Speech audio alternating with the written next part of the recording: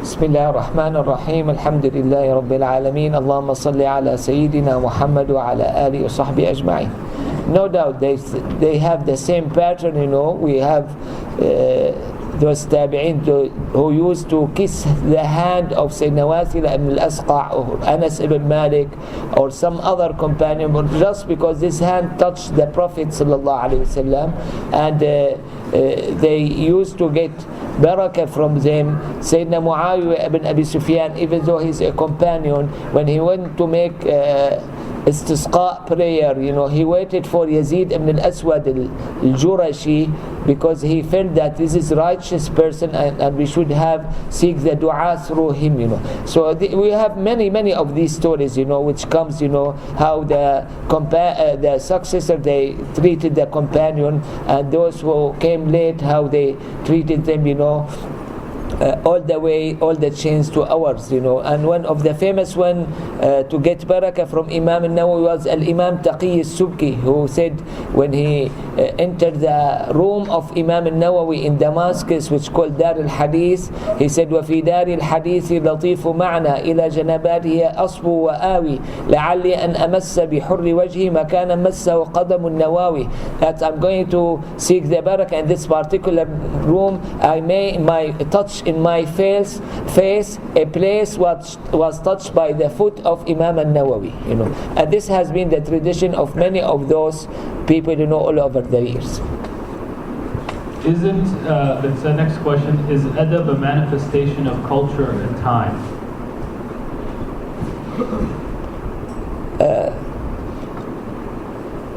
We have certain matters that our Islam instructed us to do. This shouldn't be changed according to the culture or the time. On the other hand, we have something related to the culture and the time. You cannot deny this, and that's why the Prophet, Allah subhanahu wa ta'ala said in the Quran, لا تجعلوا دعاء الرسول بينكم كدعاء بين بعضكم بعضا. That means it shouldn't be the way you call each other. And this tells us that the tradition, the culture, the environment has something to do. Yani, in another word, when you have everyone surround you, say Sayyidina Muhammad, and you say Muhammad, there's something wrong.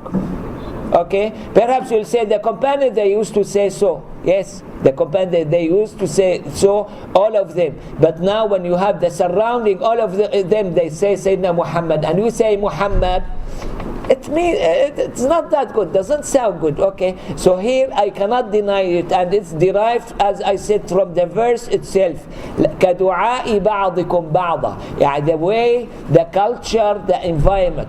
Even though this doesn't mean that we are allowed to do whatever we find in our culture or in our environment, because there is certain regulation, and that's why all books of hadith, they have a section called al-Adab, Kitab al-Adab. Rather, Imam Bukhari has a separate book called al-Adab al-Mufrad, and those which we have been given by Allah subhanahu wa ta'ala in the Holy Quran or in the tradition of the Prophet sallallahu alaihi wasallam as adab, no one has the right to change it or say this is according to their time.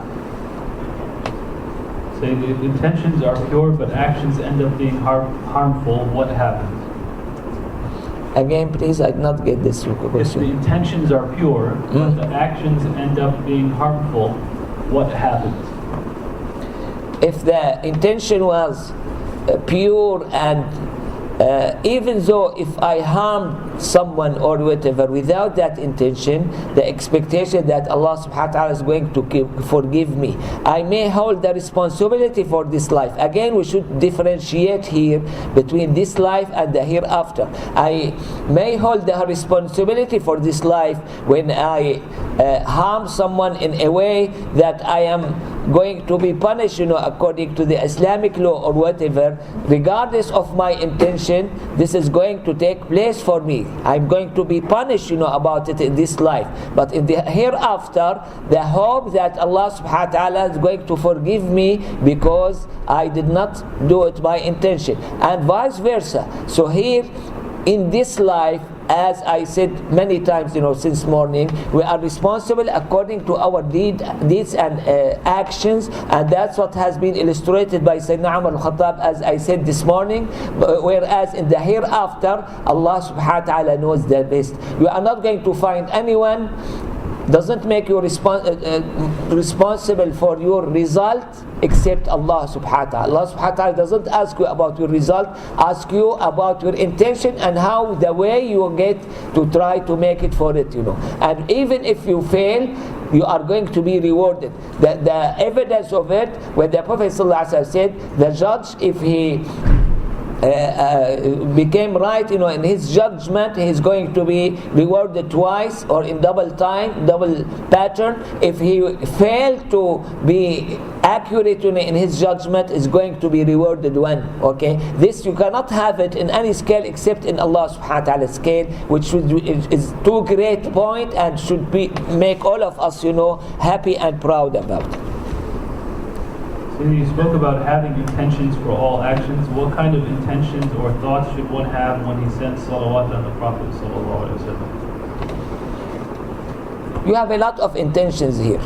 And we have books written about the benefit of making salawat on the Prophet sallallahu alaihi wasallam, and perhaps we are going to find many people, they making salawat on the Prophet to get this reward, to have salawat from Allah subhanahu wa ta'ala, to have hasanat, to dream about the Prophet sallallahu alaihi wasallam, to do this, to have that. You are going to find in each point, of those points mentioned that they are the benefit of making salawat on the Prophet sallallahu alaihi wasallam. You are going to find many of person, they practice it for this particular aim or intention, In my view, if you do it out of your love to the Prophet ﷺ, it will be the better, in my view.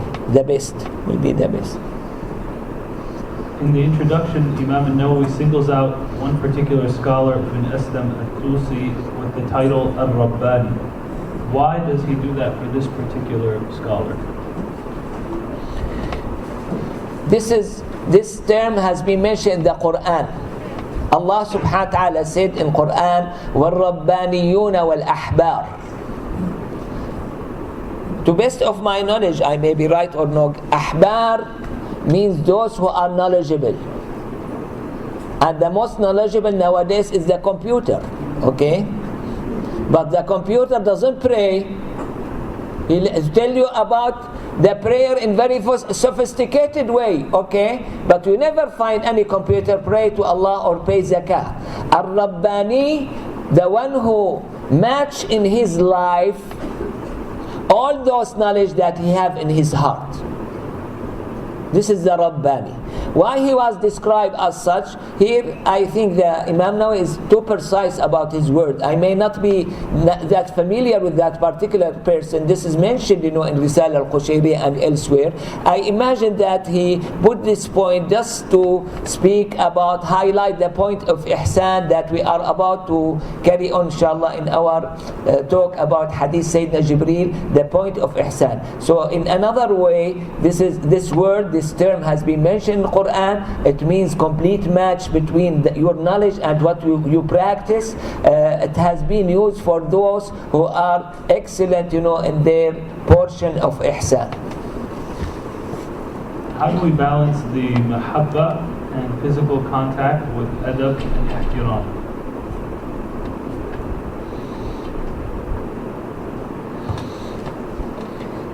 This we find it in our practice. I don't want to go too much, about it, But sometimes it becomes too silly, when you have a very strong relation with a person to call him Mr. So and so, he'll feel something wrong, there, okay. And here in the same pattern, has been mentioned.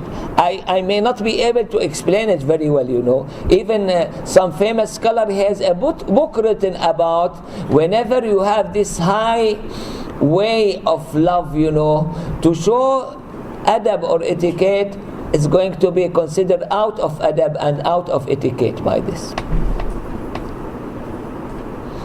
Say the question about, there's a couple of questions about the hadith al-Musalsal bil-Awwaliyya. If you could re-explain why it's called المسلسل بالأولية.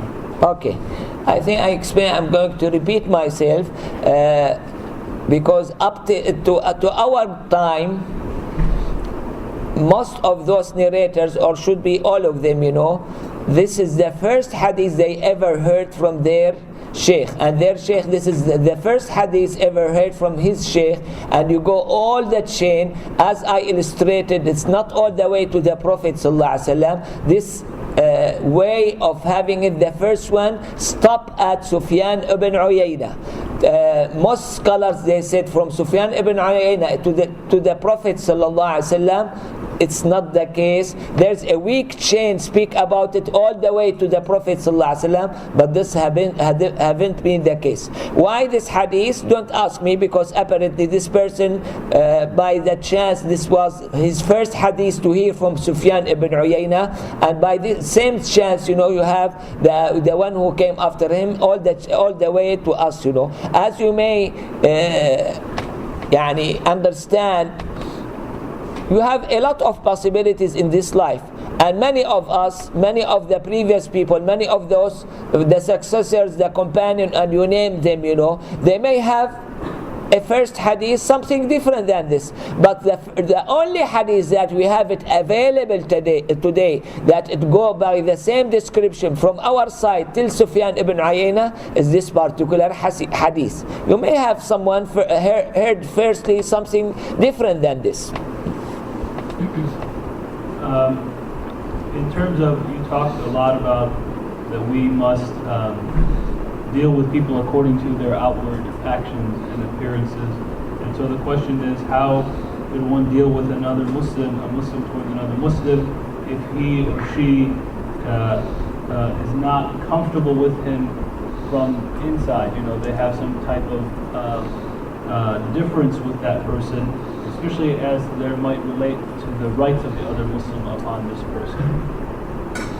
So he speaks about dealing with the other one who is in the Muslim, right? Yes, first, okay. Muslim, yeah. And here you have two type of persons. The first type, you don't have any choice because this is given to you by Allah, and you don't have that choice. If a person who has his father, let's say with Alzheimer, or with very bad character, or this or that, he doesn't have any other choice. Okay, he's obliged to show all obedience that has been instructed to him to give by Allah subhanahu wa ta'ala, and he should consider this as a test from Allah subhanahu wa ta'ala. All of us, we are going to be tested in this life, some by intelligence, the other by beauty, the third by money, the fourth by weakness or diseases, and we name it, in this regard. So those people who Allah subhanahu wa ta'ala made them, too close to you, and you should have certain relation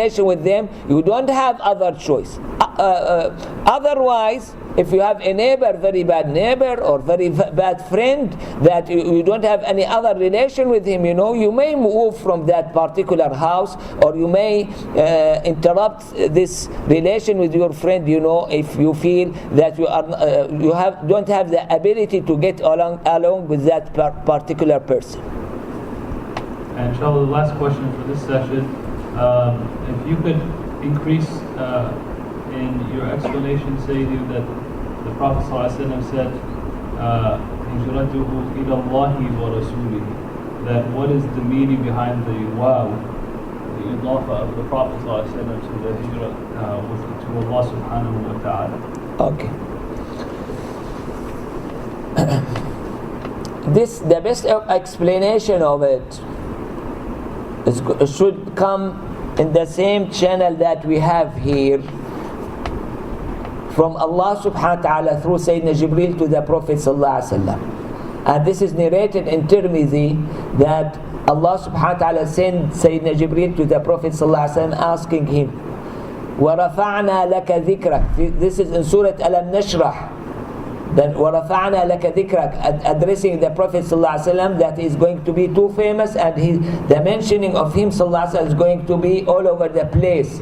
Do you know how? And the Prophet ﷺ said, Allahu A'lam. In some narration, Allahu wa Rasuluhu A'lam. Again, it has been combined.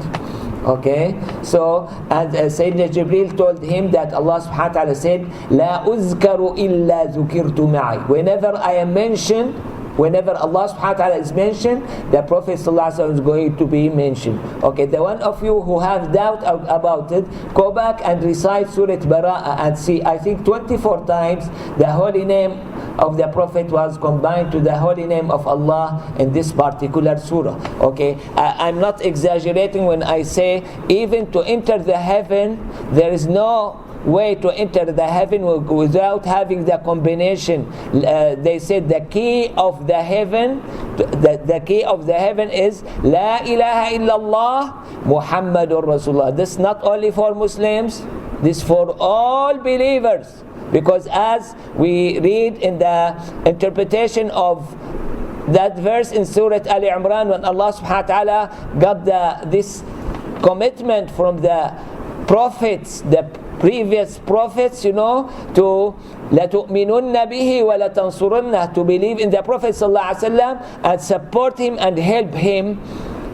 We read that Sayyidina Ali ibn Abi Talib said in the meaning of this verse, Allah subhanahu wa ta'ala had this taken from the prophets whenever any of them in the time of the Prophet ﷺ to believe in him and to instruct all of his nation to believe in the Prophet ﷺ. That's what mentioned by Sayyidina Ali ibn Abi Talib. You may go back to it in Tafsir Tabari and other tafsir. And by this, what I believe, that the previous nation, they have summarized belief about the Prophet ﷺ. They know the name, that he is the messenger of Allah, and this is going to be the key of them to enter the heaven. But for us, we should know him in detail because this is our Prophet. So again here, this combination, has been strongly shown in the Quran al-Kareem. This has been explained by Allah in that particular hadith Qudsi narrated by Imam al-Tirmidhi, لا أذكر إلا ذكرت معي. Whenever Allah subhanahu wa ta'ala is mentioned, the Prophet sallallahu alaihi wasallam is going to be mentioned, and I try to explain it in my way. Inshallah, keep the questions coming. What might also be helpful is if you can remember to write the number of the hadith that refers to your question or that relates to your question, so that as we move through the weekend, we can categorize them accordingly. And with that, inshallah, we'll continue with the Shaykh. Okay, we tried to speak about Islam and Iman. For sure we'll not be able to go in detail in this regard. The third part was to speak about ihsan, and this sounds the special unique relation between you and Allah subhanahu wa ta'ala. That's why it was described by the Prophet as that to worship Allah subhanahu wa ta'ala as if you observe him subhanahu wa ta'ala. If you are not as such, be sure that he observes you. Okay. Why it was called perfection? And here we should try to understand the definition according to the name. What's the meaning of perfection? Anyone who observes Allah subhanahu wa ta'ala in all of his deeds, how do you imagine about his deed is going to be the most perfect one? Right? And we have this problem, why we commit sins, because we tend to feel that we are away of Allah or far from Allah, and we may do it in a matter of which is hidden, may be hidden, and that's why Sayyidina Ibrahim ibn Adham, he instructed that person. He said, if you want to commit a sin, don't let Allah subhanahu wa ta'ala look at you, and don't do it on the place of Allah subhanahu wa ta'ala, and don't feed yourself with the food from Allah subhanahu wa ta'ala, and then do it. Okay, which is impossible. Yes, it is impossible. We are human, we are going to forget these points, on some occasion. We may do it, but the point here, even though we may not be as that good, in our practice of ihsan or excellence, we should do our best, to this. And this is remind me of Imam al-Junayd. He said,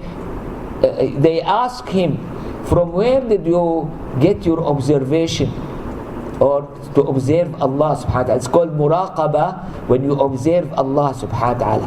And this really is very great matter, to have it, because this is going, as the Prophet sallallahu alaihi wasallam said, is going to perfect all of your needs. He said, I got it from a cat was preparing itself, to jump on a bird or whatever, and by this, I think all of us, we observe the cat, how she is going to be completely concentrating in that particular position, and not having anything else, come as an interference to that. And he said, I learned observation from that particular cat. In this way, what tell me that it's a matter of training. Okay, we say, you may say, or I may say, I don't have my portion of ihsan. How to get it? There is no pill, to drink it, or to do this or that. It may happen. Again, we should go according to the rules of Allah. But when Allah subhanahu wa ta'ala wants to give this to someone without any reason, without any question, but how? Since it came to our mind that this is something important, we should have it in our life. Otherwise, our religion is deficient. Okay, because this is part of our religion, as illustrated at the end of this hadith. How to get it?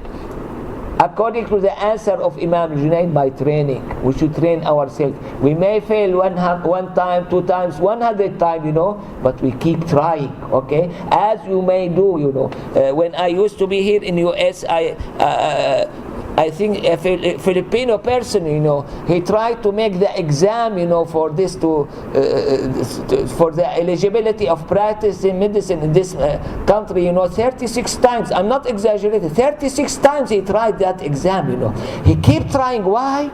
Because he felt that his benefit is here. Okay? So now, when you feel that your benefit to have this excellence or this perfection, you don't have any other choice. This should be one of your most prioritized matter in your life, and you should train yourself. Even so, you may have failure 1 or 2 or 3. I don't care about those, Just keep yourself in the track. And I have been asked, the question about the result. Even if someone of us pass away without paying that perfect, imperfection, okay, I think Allah subhanahu wa ta'ala is going to accept him and join him to those people, because he did show his effort, and he did spend sincere good time, to try to adjust himself to that regard. So another, and again, and perhaps I should tell myself, firstly, we should have a lot of this, as how we should subject ourselves, because we don't have any other choice except to observe Allah subhanahu wa ta'ala in these matters. I give this example. I hate this example, but usually just to make it more understandable. When you compare people, in this country with other countries, they are highly sophisticated in sciences, and in their work. Why? Because in all aspects they have supervisor. Okay, this is a human supervisor. He's not that perfect, but yet by this they became the most developed, people, in this regard. Because we don't have it available in our countries, perhaps that's why we are not as good. But the same people you live with them here, in the social relation, when they don't have supervisor and they felt everyone is free to do whatever he wants to do, the same person, the same people, they are, in my view, way down below the animals, in the same pattern. You see how supervision is too important to person. That when you have the same people, in one they are great and excellent because of this supervision, and in the other one they are way down, and I feel ashamed of mentioning them, you feel how the supervision is too important to them. And this is all speaking about here in the ihsan. The most We cannot compare with others, The most perfect supervisor on you is Allah subhanahu wa ta'ala, who observe you in all of these matters, and that's what the Prophet ﷺ instructed you to do, and that's why your deeds, they are going to be perfect. Yes, when you have this observation to Allah subhanahu wa ta'ala, no doubt about it that this is going to perfect all of your deeds.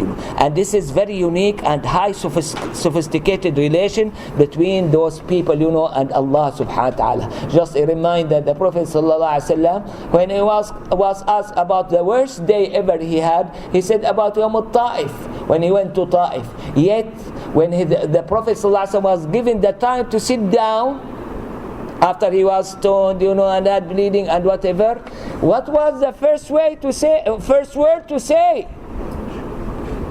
He called Allah, إِن لَمْ يَكُنْ بِكَ غَضَبًا عَلَيَّ فَلَا أُبَالِي. If you are not angry with me, I don't care. You see, this is the observation of Allah subhanahu wa ta'ala that we should have in our life. Okay, in this way that we should look at. And this is going to perfect all of our matters. I'm sorry, perhaps I'm very poor, in it. I'm not the best person, to speak about it, But here, we speak about 3 levels, about Islam, about Iman, about Ihsan. As I said, most of the human, if they want to go, they are going to go by this ordinary order. And I think that's why Imam Nawawi, he put this narration. He did not put other narrations of the particular hadith. We have other narrations that I think in the hadith Abu Huraira, al-Iman was put first, and you may find it in some people, you may have all different types, of those matters, You may find the one who was non-believer, and all of a sudden he had this strong observation of Allah subhanahu wa ta'ala, and then after that he start learning about his Islam and his Iman. You may have it in any setting, This is because as we said, frequently, Allah subhanahu wa ta'ala is absolute in this regard, but in our way we should have it in this graduation that mentioned in this particular hadith. Okay, and this has been termed in different terminology, in Arabic, sometimes they may call it Islam, Iman, Ihsan. When you look at worshipping Allah subhanahu wa ta'ala, is going to be called Ibadah, Ubudiyya, Ubudah. When you look at your yaqeen and your certainty, is going to be called Ilm al-Yaqeen, Haqq al-Yaqeen, Ilm al-Yaqeen, Ayn al-Yaqeen, Haqq al-Yaqeen. When you look at it from the Allahumma salli ala Sayyidina Muhammad, I forgot what was it? Okay, anyway, here you are going to have different terminology about same setting, when you look at it from different corners, or different view. Okay, the one I wanted to say about it, when they term also Sharia, Tariqa, Haqiqa. Okay, you have all these terms, they are almost similar to each other. They are not exactly the same, because each one has its own scope, but all goes by these which has been mentioned by the Prophet ﷺ in this particular hadith. I'm not exaggerating. Even when we meet with the shuyukh, when you meet with the knowledgeable people, when you meet with the people, in general, you are going to find them from different types. Someone, you are going to have the dominant appearance of him in Islam, the other one, the dominant appearance of him in Iman, and the third one, you may find him the dominant appearance of him in Ihsan, and the most perfect of among us, the one who combine all these 3 together in his personality, as was the Prophet sallallahu alaihi wasallam. Okay, we complain nowadays of a lot of these deficits. Nowadays we have a lot of people who love Allah subhanahu wa ta'ala, and always mention Allah subhanahu wa ta'ala, remember Allah subhanahu wa ta'ala, make a lot of dhikr, but they are not that knowledgeable or good practitioner. And on the other hand, we have very strict practitioner or whatever, and you don't find them that lover to Allah subhanahu wa ta'ala or whatever. And all of those views, I look at them as deficiency. Okay, and here you are entitled to get the best of all of these people. Okay, this is all of them, they are lessons to you, they are mirrors of you, and you should try to correct your deficiency, when you look at this person and the other person. Okay, don't be, no, I am from this side. Okay, you are from this side, you are going to lose the other portion that mentions this particular hadith. Okay, if you want, the Prophet ﷺ was perfect and he would like all of us to be perfect, you should have your share, you should have your portion of all these three portions that mention, or all these sections that has been mentioned in this particular hadith. You should get the maximum among them. Yet we still, all of us, we are going to be deviated to one much more than the other, but at least we should have good portions of the others. Okay, don't forget your portion about the other. This is, I give it an example as an invitation which has been given in the Sahih al-Bukhari by Allah subhanahu wa ta'ala, not myself. This is an invitation. So, imagine that you have been invited to an invitation, the very fine food is served there, and they told him, listen, you have the right just to stand at the corner and look at people eating. How do you feel about it? Or you are only allowed to drink water or eat salad. Okay, no, I want to eat everything, here. This is the invitation of Allah, and no one is going to be much more clever than me. I want to eat everything. Okay, and this is the case, and and that's why this was the way Sayyidina Jibreel came to tell us, to teach us, if you want to be a real religious person, you should have your portion of all of these sections. Okay, don't fool yourself or try to be deviated, by otherwise. Okay, get the best from all of these people, and try to perfect yourself in that regard. Then Sayyidina Jibreel asked the Prophet ﷺ about the hour or the hereafter. Okay, for sure this is concern all of us. Okay, we should put in mind, and this is mentioned by the Prophet ﷺ in other hadiths. That's why he did not answer this question. He said we are equal in not knowing them, or in knowing them, I don't know. So here he bypassed this question, the Prophet ﷺ. Why? Because if I die now, even if the hour is or the hereafter to come after 1 million years, what I'm going to get any benefit? No, because for me the hereafter start at my death. Okay, so regardless of how long you have time, or free time, is this time your time or not your time?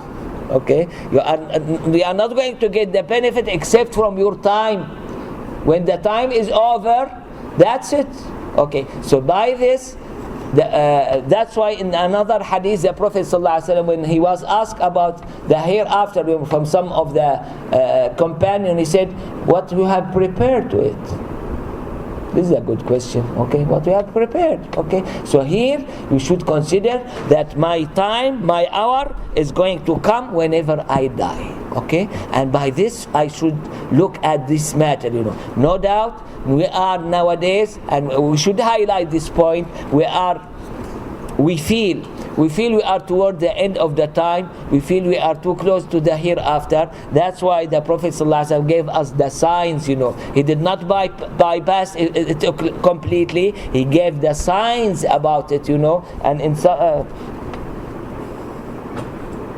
here it's mentioned فأخبرني عن أماراتي. I think there's one narration that ولكني سأخبرك, this was initiated by the Prophet. I'm not quite sure which one is more stronger in that regard, but in another one that the Prophet ﷺ initiated those signs, and those, if they are not that important for those previous generation, for us I think they are important. The Prophet ﷺ highlighted some of them here. Go back please and see the descriptions of those matters, because many of us, and unfortunately we may practice some of those matters, which is hated by Allah subhanahu wa ta'ala, not accepted by the Prophet sallallahu alaihi wasallam. They are the sign of the hereafter, and we are not aware of this, or we are completely heedless about them, and we should be familiar with them. That's why the Prophet sallallahu alaihi wasallam, we see how nice and how brief and how completed is this hadith.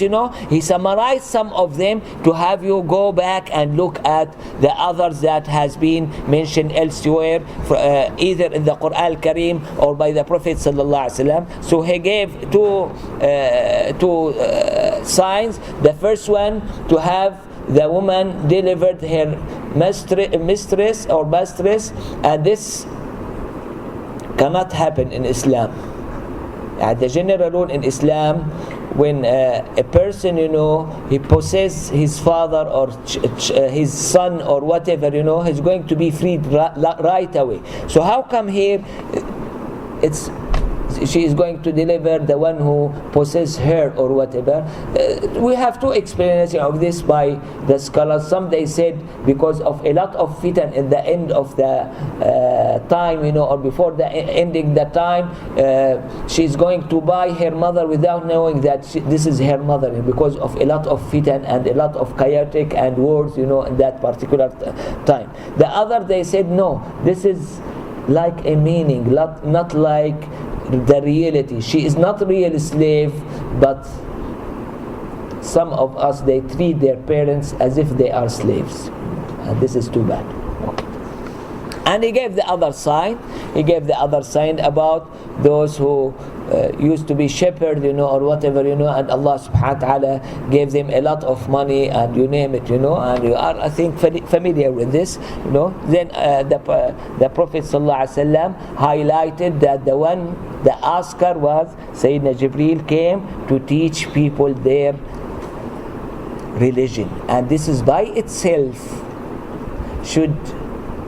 we should be too happy about it. Why? Because among the angel they have different tasks, The one who is responsible for knowledge the most is Sayyidina Jibreel. You see, our teacher here through the Prophet ﷺ was Sayyidina Jibreel, who is the most... No, we cannot say the most knowledge. The one who is responsible for knowledge among the angels, And by this you see how great is your portion, of that, And how special is this message for all of us, I'm sorry, I should stop here speaking about this particular hadith, but I feel that I was not that fair, to give this hadith what it deserves, So these major two hadiths, and all hadiths, they are major.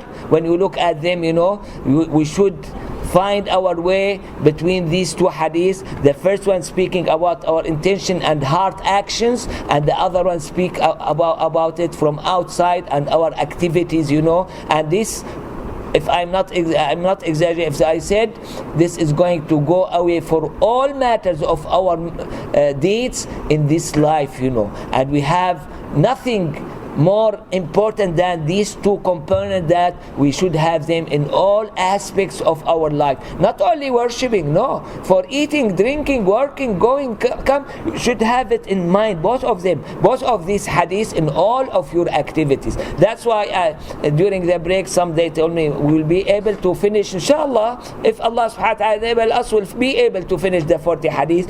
I spend this time, I don't say waste, no. We spend this time, which is too important, on these two hadiths, because perhaps these are the most important one for us, in this regard, that they are applicable to all aspects of our life. Nas Allah subhanahu wa ta'ala tawfiq. Please, if anyone has any question or whatever of that regard, write it down and we'll answer it later. Then we have number 3 hadith. عن أبي عبد الرحمن, again mentioned the kunya, أبي عبد الرحمن عبد الله بن عمر بن الخطاب رضي الله عنهما قال: سمعت رسول الله صلى الله عليه وسلم يقول: بني الإسلام على 5: شهادة أن لا إله إلا الله وأن محمد رسول الله وإقام الصلاة وإيتاء الزكاة وحج البيت وصوم رمضان. رواه البخاري ومسلم. Hadith 3, on the authority of Abu Abdurrahman Abdullah, the son of Umar ibn Khattab, may Allah be pleased with them both, who said: I heard the Messenger of Allah, may the blessings and peace of Allah be upon him, say: Islam has been built on 5 pillars, testifying that there is no God but Allah, and that Muhammad is the Messenger of Allah, performing the prayers, paying the zakat, making the pilgrimage to the house, and fasting in Ramadan. It was related by al-Bukhari and Muslim. Sayyidina Abdullah ibn Umar ibn al-Khattab is one of the great narrators of hadith. He come in the second rank after Abu Huraira, and he narrated, according to Baqi ibn Makhlad, 2,630 hadith. 2,630 hadith. Okay, and I don't have a lot to speak about this hadith because we spoke about those items, before. But I would like to highlight how great is Imam Nawawi when he put this hadith just to tell us that in the previous hadith, where the Prophet ﷺ explained or defined the Islam as 5 items, this doesn't mean that this is all Islam. These are the pillars. Okay, and as you may feel, none of us would like to stay or live in a house with pillars, without having the walls, the decoration and whatever, and in the same pattern we should decorate our Islam, in all of the other obligations, other compulsories, tradition, etiquette, recommended matters, which we got from the Prophet ﷺ, and this the best way of decoration in this matter.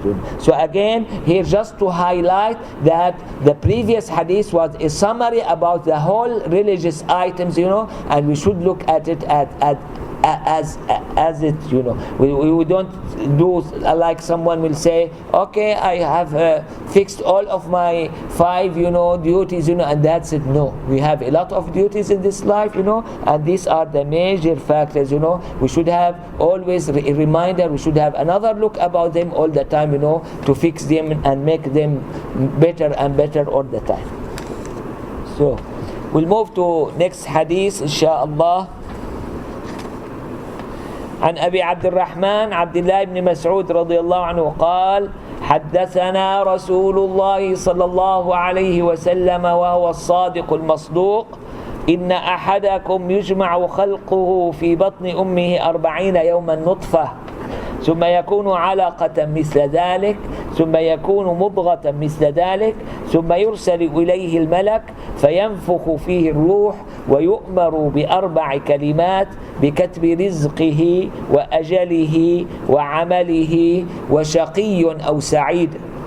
فوالله الذي لا إله غيره إن أحدكم ليعمل بعمل أهل الجنة حتى ما يكون بينه وبينها إلا ذراع فيسبق عليه الكتاب فيعمل بعمل أهل النار فيدخلها، وإن أحدكم ليعمل بعمل أهل النار حتى ما يكون بينه وبينها إلا ذراع فيسبق عليه الكتاب فيعمل بعمل أهل الجنة فيدخلها. رواه البخاري ومسلم. Hadith 4, on the authority of Abu Abdurrahman Abdullah ibn Mas'ud, may Allah be pleased with him, who said, the Messenger of Allah, may the blessings and peace of Allah be upon him, and he is the truthful, the believed, narrated to us, verily the creation of each one of you is brought together in his mother's belly for 40 days in the form of a seed. Then he is a clot of blood for a like period, then a morsel of flesh for a like period. Then there is sent to him the angel who blows the breath of life into him, and who is commanded about 4 matters: to write down his means of livelihood, his lifespan, his actions, and whether happy or unhappy. By Allah, other than whom there is no God, verily one of you behaves like the people of paradise until there is but an arm's length between him and it, and that which has been written overtakes him, and so he behaves like the people of hellfire, and thus he enters it.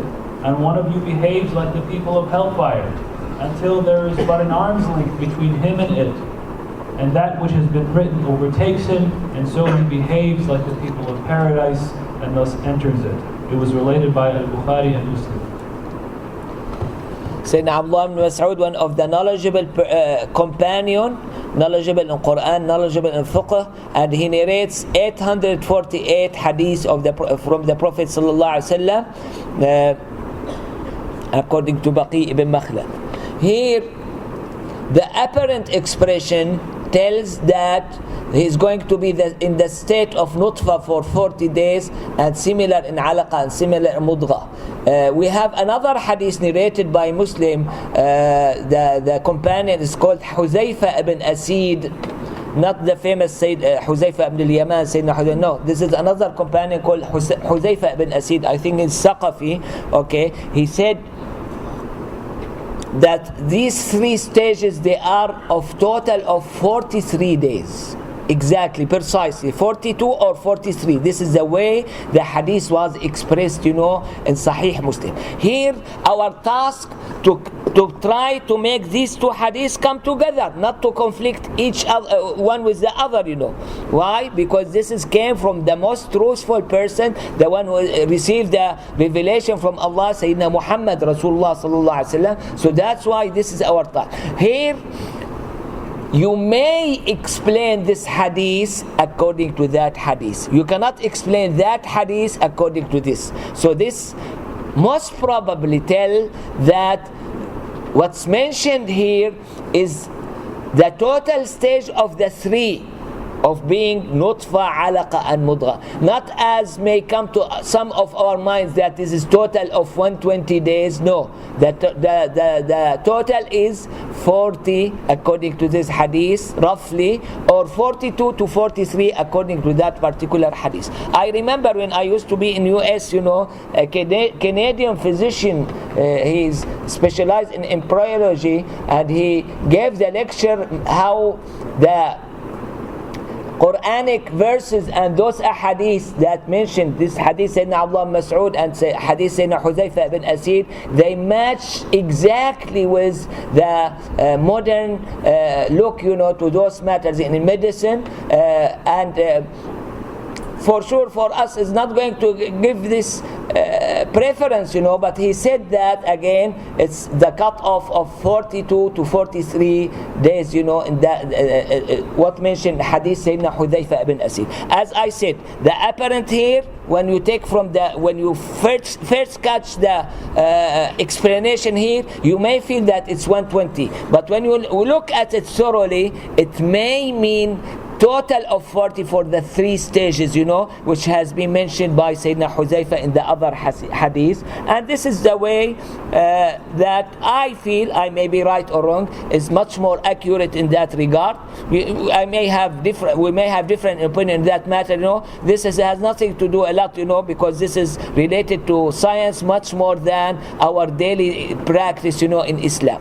Okay, so the point that concern all of us, that after that particular point, which has a lot of changes, physically and physiologically, and you name it, again you have very important thing that you are going to be given your soul. Again here, this is to confirm that you are a component as a human of two portions. The first or two components. One is your body, and you should fulfill the needs of your body by the physical and seen matters, and you are a soul, and you should again in the same pattern fulfill the needs of your soul, which is non-physical or unseen. The major lack we have nowadays in the modern sciences, that they don't even approve the soul, which has been mentioned in the Quran. He said subhanahu wa ta'ala, you see, I cannot stop, surprising from this verse, when Allah subhanahu wa ta'ala said, وَيَسْأَلُونَكَ عَنِ الرُّوحِ قُلِ الرُّوحِ, this as a challenge, regardless of how sophisticated you are going to be, you are not going to uncover the soul by your tools. Okay, and this is no surprise, to have this complete denial, in the modern science, about soul. No surprise about it, because Allah subhanahu wa ta'ala gave us the hint about it. Other matters, Allah subhanahu wa ta'ala left it as a possibility. It may be uncovered one day, or by chance, or this or that. But this point, it as a challenge. You are not going to find it, But we believe in it as Muslim. Why? Because it has been mentioned firstly in the Quran, and secondly in those ahadith. And here, the Prophet sallallahu alaihi wasallam gives us the specific date, when you have this, given to you from Allah subhanahu wa ta'ala, and all of those matters going to be determined, your provision, your age, your duties or practice in this life, and shaqiyun or sa'id, you are of the people of heaven or people of otherwise. This is not determined at this time. It's going to be written here in this time in some area, but this has been determined when? Firstly, it is in the knowledge of Allah subhanahu wa ta'ala, which is eternal in the past. There's no beginning of it, because this is one of the attributes of Allah, the knowledge of Allah. Can anyone dare to say that Allah don't know when I'm going to die? No way. Allah subhanahu wa ta'ala has the full knowledge of all of these matters, Then it has been specified all. Firstly, when Allah subhanahu wa ta'ala created the pen, and He gave him the order to write everything, all knowledge of Allah subhanahu wa ta'ala about His creation till the hereafter, including myself, my age, my practice, my provision, and shaqiyun aw sa'id. Okay, so here, as you may say, we run in stages, and in each stage we may have something written, and we are going, inshallah, may Allah subhanahu wa ta'ala help us, to finish all stages, in the best way accepted by Allah subhanahu wa ta'ala. Okay, so this, I consider it as an explanation of the item that mentioned in the Hadith Sayyidina Jibreel, وَتُؤْمِنَ بِالْقَدَرِ خَيْرِهِ وَشَرِّهِ. See, here you have much more explanation about it. How did it happen? Then the Prophet ﷺ gave an example about it. How you see the person very righteous, very pious, and one of the big shuyukh, and all of a sudden he will turn, and be taken away to the other side, and vice versa, And many people, they have a lot of concern about this, and I fully understand this concern, But please, even if you do have a concern, don't subject Allah subhanahu wa ta'ala and His action to what you understand. Don't try to make Allah subhanahu wa ta'ala look the way you would like to have. Okay? No, we should have full submission to Allah subhanahu wa ta'ala. This is the reality. These rules that we speak about, it's applicable to us. It's not applicable to Allah subhanahu wa ta'ala. Regardless how good is the person, it might, in the scale of Allah subhanahu wa ta'ala, that he may change and he may be swifted to the other one, or shift to the, all those matters. And this is, by one way, it's good for us. Why? To keep us always fearful of Allah subhanahu wa ta'ala. Fear of Allah is something that we should have it in our heart, And this is a way of getting fearful of Allah, firstly, and secondly, not to get that proud, about your deeds, because you are not the one. Okay, here you are. Allah subhanahu wa ta'ala gave you, help you, and made you do these deeds, You haven't been sure that this is going to be confirmed for you, because the last moment of this life is going to be the most critical moment in your life, and that upon it, all of this decision is going to be taken, as such. So we should highlight this the last moment. We should always, the Prophet ﷺ instructed us. And as I see here in this hadith, the Prophet ﷺ paid our attention to that last moment, and how important, how critical in our life, And in another hadith, when the Prophet ﷺ instructed us to seek shelter and help from Allah subhanahu wa ta'ala against fitnat al-mahya wal-mamat, this is another highlighting of the same critical moment that is going to come to all of us, And I'm not exaggerating. I've told you, all of your deed in this life is as a service to that particular point. In another way, if you permit me, the commands that Allah subhanahu wa ta'ala told you to do, just to help you, in that particular critical moment. The prohibitions that Allah subhanahu wa ta'ala instructed you not to do, again, to help that moment. I don't know, shall I go deeply, we'll go a little bit deeply, in explaining this, just because many of us, why Allah subhanahu wa ta'ala commanded this in us? Why Allah subhanahu wa ta'ala prohibited us of doing this? So why this, why that? For your sake, Allah subhanahu wa ta'ala is not going to get any benefit, okay? So here how, as the Prophet ﷺ mentioned in hadith Rawahu Muslim, narrated by Muslim, all of us, we are going to be born joined by two creations, one from the angels and one from the shayateen. All of us. Okay?